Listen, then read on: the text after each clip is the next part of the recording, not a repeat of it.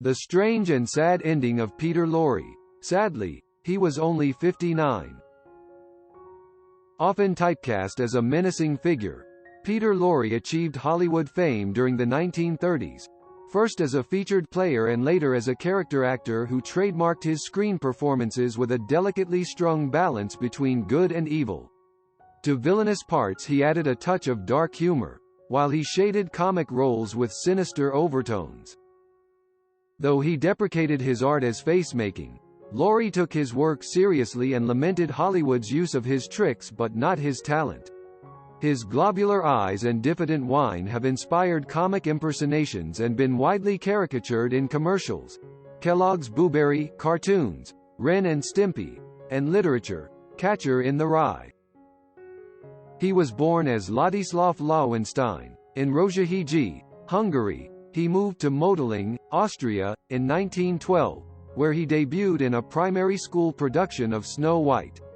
Contrary to reports that he ran away from home to become an actor, after high school graduation he attended business school and landed a job as a bank teller in Vienna, where he juggled a bourgeois vocation by day and a bohemian life by night, performing on the side in improvisational settings. At Jacob Moreno's Theatre of Spontaneity, he learned to act out the lived-out and unlived-out dimensions of his private world.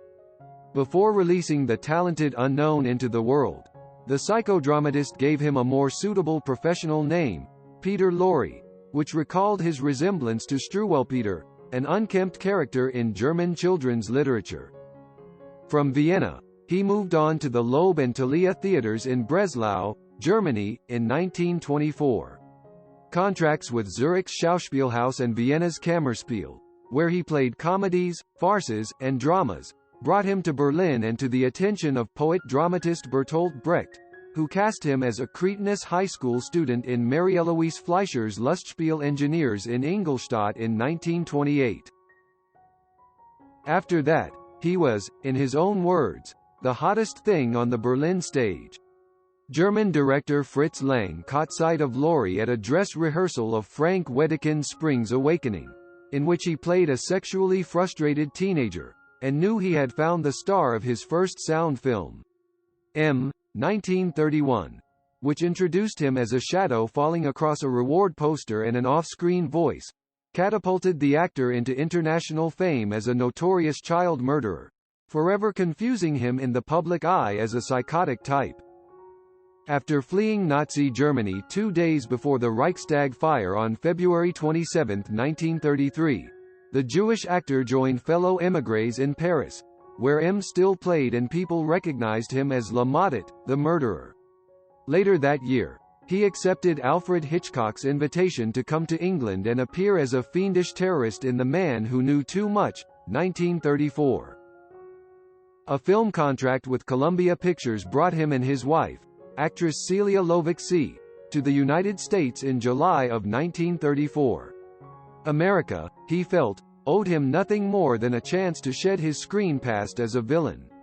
"Ever since I came to this country I've been trying to live down my past," explained Lorre.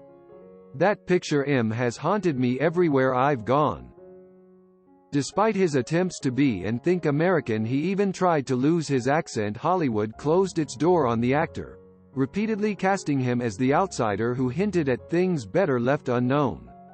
He attached no importance to his role as a demented doctor in Mad Love, 1935, his first American film, which he labeled psychological terror in lieu of horror, a genre he disliked. "I am associated with horror movies, but I've only done one.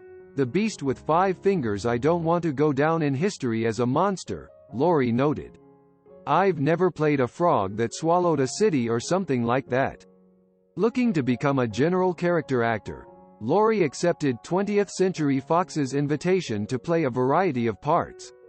However, a series of Japanese detective films based on J.P. Marquand's Mr. Moto threatened an even narrower use of his talents.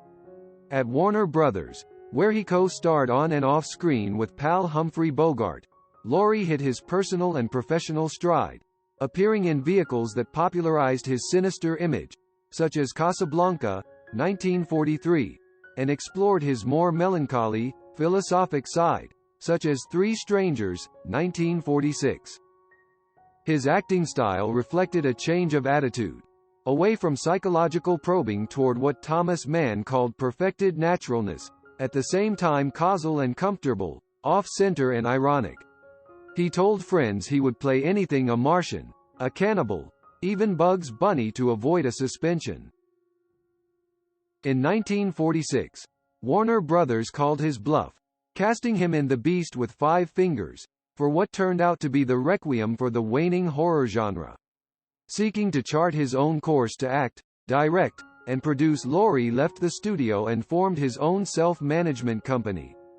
3 years of relative inactivity, which he blamed on graylisting by the House Committee on Un-American Activities, a legacy of his friendship with Brecht, ended in bankruptcy in 1949.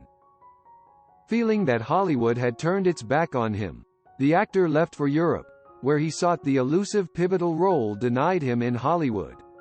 In Germany, he directed, co-authored, and starred in Der Verlorene, The Lost One, in 1951, which weighed the enormity of Hitler's state-sponsored mass crimes against the fate of a single human being, a killer who becomes the victim of killerist times.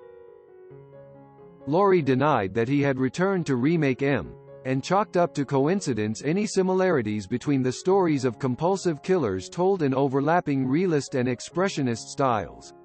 When German audiences, who wanted to put the past behind them, rejected the darkly fatalistic movie, he reluctantly returned to the United States. After appearing in a summer stock production of A Night at Me, Tussauds, Lorre found himself cast against type as a comically droll rogue in John Huston's Beat the Devil, 1954. The reunion of the unholy three, Huston, Bogart, and Lorre, turned the clock back to happier days, when a sense of camaraderie fed the spirit of fun. Such departures, however, failed to arrest the downward spiral of his career. When Hollywood refused to risk a less commercial use of his talents, Lorre wearily accepted roles that spoofed his sinister movie personality. Ironically, by the end of his life, his appearances in horror comedies opposite Vincent Price and Boris Karloff came to outnumber his performances in the genre they parodied. At age 59, the overweight actor suffered a fatal cerebral hemorrhage on March 23, 1964. The emblematic personalities of Humphrey Bogart and Bertolt Brecht locked Lorre into a choice, which he never made, between celebrity and intellectual respectability. Frustrated by his failure to carve a niche for himself in Hollywood, the erudite actor planned numerous projects tailored to his aptitude and capabilities, most notably film stories with his friend and mentor Bertolt Brecht, in whose development of epic acting theories he had played a part during the Weimar years. However, his failure to bridge the gap between person and persona drove the private Peter Lorre deeper into hiding and more sharply defined the seemingly disembodied legacy of his screen image. Rest in peace, Peter Lorre. Goodbye, legend.